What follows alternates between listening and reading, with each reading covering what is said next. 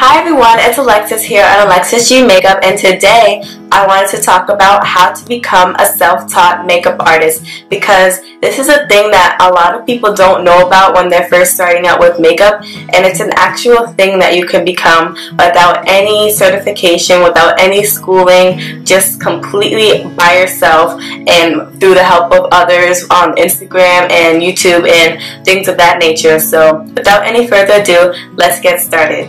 Okay, so the first thing you need to do before you say that you are going to go out and raid the MAC counters and Target and all the drugstores to try everything that all these YouTubers are telling you to try is to realize your potential and realize that you have a passion for makeup, because you are not going to get anywhere buying all of these products and trying out all these things until you realize that makeup is really something you like and something you want to do and something you can see yourself doing for a prolonged period of time. Then once you do that, you are going to want to find people who are just like you, people who have the same skin as you. So if you have dry skin, you want to find a YouTuber who has dry skin. You want to find a YouTuber who has normal skin, a YouTuber who has oily skin.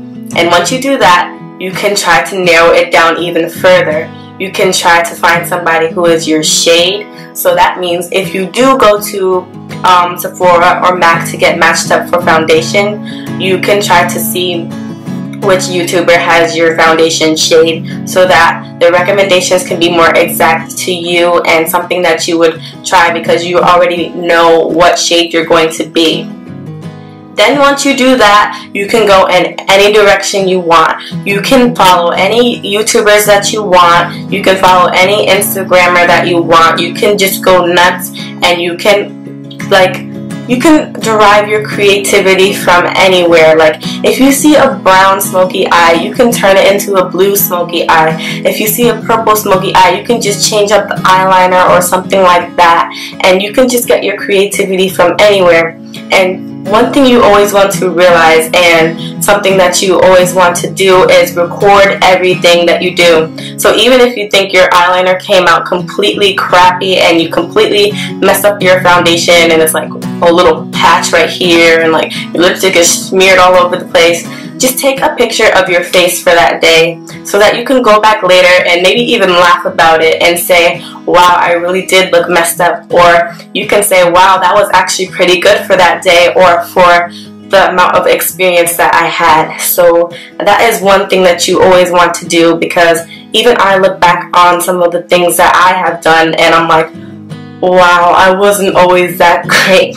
Another thing you want to do is kind of keep an eye on the budget you want, because for me it's a problem, but it's not really a huge problem because I don't buy my makeup, my parents do, and it's pretty much as long as I have good behavior and keep up my grades in school, then they'll pretty much like get me what I ask for in time. It's not like we go to Sephora every day and I'm like, oh, pick out this, this, this, and this. I want this, because I'm just not like that. Like it takes me a long time to ask for something, unless it's something like limited edition, because then you have to get it pretty much right away. But I'm not like that at all. But you really want to keep an eye on your budget, because you can go crazy and you can splurge really quickly. So you really want to see, like, maybe 2 times out of the month or once a month you'll go to the drugstore, and then next month you'll try something from high end, and you can kind of like plan out what you're going to get, because you cannot possibly get everything at once, because there are so many people trying to throw so many different products at you that you just can't get everything at one time. It's just impossible. And then some things you realize after doing a lot of research that is really not the right thing for you anyway, so you always have to keep that in mind. Another thing to do as well is to do research on everything.